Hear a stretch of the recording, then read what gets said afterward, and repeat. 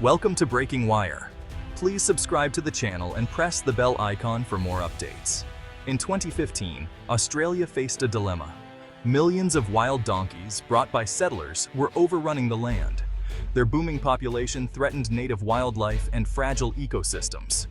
Instead of culling, the government launched a radical plan: relocate the donkeys to the remote Great Sandy Desert. The world watched, skeptical. Could millions of donkeys survive such a harsh new home? Conservationists worried about the risks, but others saw a humane alternative to mass killing. Teams rounded up donkeys, checked them, and transported them by truck and train to a specially chosen desert zone. The hope: donkeys would adapt, and the lands they left would recover. 10 years later, we can finally ask, did the donkeys survive? What happened to the desert? And what became of the land they left behind? The answers reveal a story of resilience, unexpected consequences, and nature's power to adapt. Sometimes, even the most barren landscapes can become the stage for something remarkable. This is the story of the Great Donkey Migration. To understand the migration, look at the land the donkeys left. Australia's native animals, kangaroos, wallabies, are finely tuned to their environment. Donkeys, with no natural predators, outcompeted them for food and water. Their hooves damaged soil, causing erosion and turning green pastures to dust. Waterholes dried up, leaving native species thirsty and vulnerable. The donkey's appetite stripped plants bare, destroying shelter for smaller creatures. The entire food web was unraveling. Culling was unpopular and nearly impossible. The population was too vast.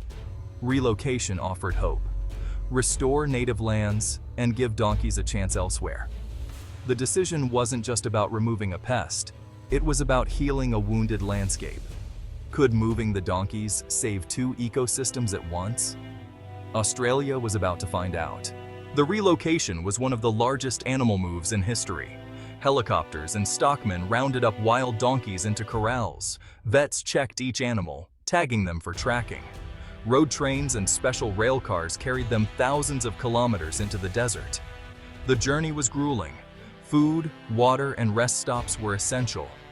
At last, the donkeys were released into the vast, unfenced desert near hidden water sources. As they stepped into their new world, hope and anxiety mingled. The team's work was done. Now, the desert and the donkeys would shape the next chapter. Would they survive? Would the desert change? The experiment had truly begun. The first years were harsh. Many donkeys didn't survive the desert's extremes. But the survivors adapted, forming smaller groups and learning to find scarce food and water. A new, tougher generation was born in the desert. Surprisingly, the donkey's hooves broke up the hard ground, creating furrows that trapped rainwater. Their droppings fertilized the soil, and soon, tiny green patches appeared where there had been only sand.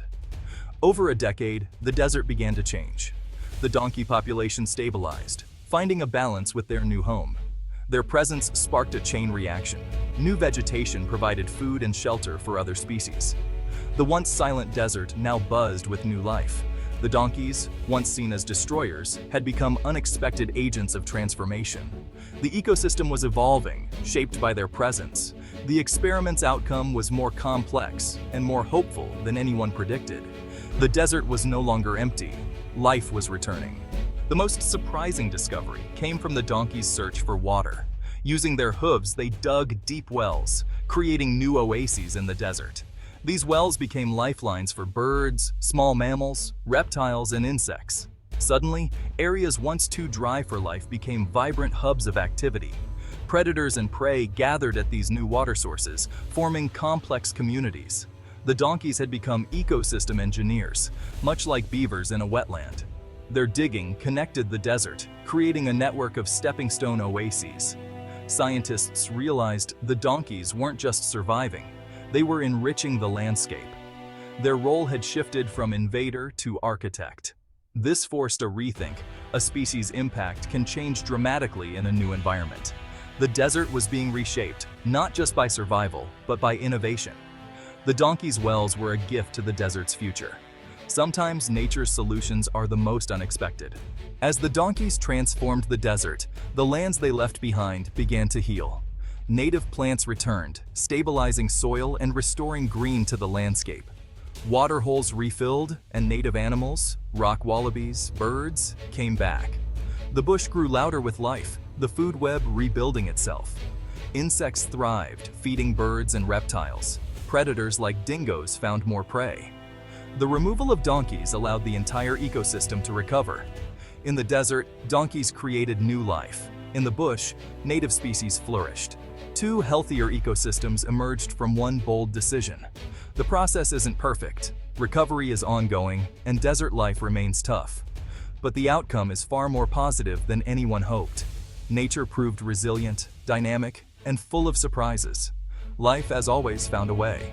Australia's donkey story challenges our ideas about invasive species. In one place, donkeys were destructive. In another, they became creators. Their relocation shows the power of bold, creative conservation. Sometimes, moving a species can spark new ecological relationships. The experiment was risky, expensive, and controversial, but it worked. It reminds us to stay humble. Nature's outcomes are often unpredictable. We must monitor, adapt, and learn from what unfolds. The donkey's journey is a story of hope. Landscapes can heal, and species can adapt. 10 years ago, Australia gambled on a new approach.